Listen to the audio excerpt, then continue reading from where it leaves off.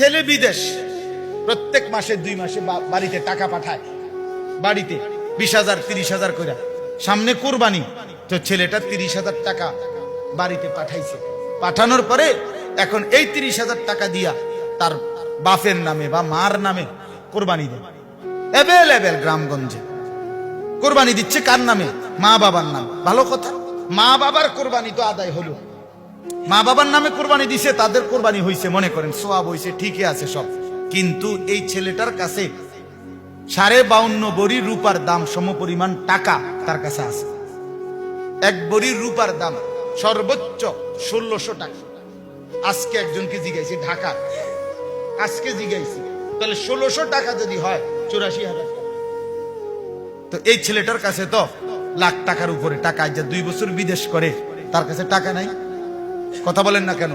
তার জমা টাকা আছে কিনা বলেন? তো তার কাছে যে 1,80,000 টাকা আছে, ওই টাকার কারণে তো এই ছেলেটার উপরে কোরবানি ওয়াজিব কিনা? তো তার বাপের নামে না কোরবানি হইল, তার কোরবানি। কথা বলেন না কেন? হেতের কোরবানি কই?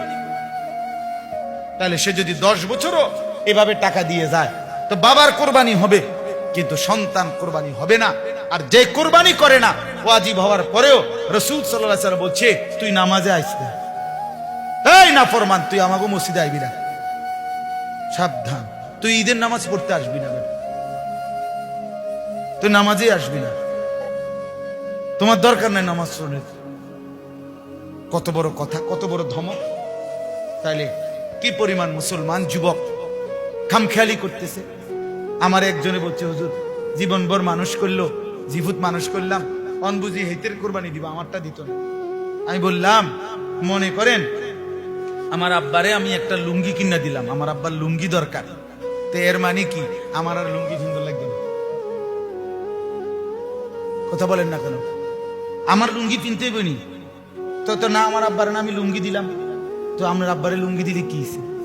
আপনি তো আপনার বাবার খেদমতের জন্য টাকা দিচ্ছেন, এটা তো আপনি অন্য সময়ও দিচ্ছেন, এখনো দিতেছেন, তো বাবারে টাকা দেওয়ার কারণে আপনার হুকুমটা বাদ পড়বে কেন?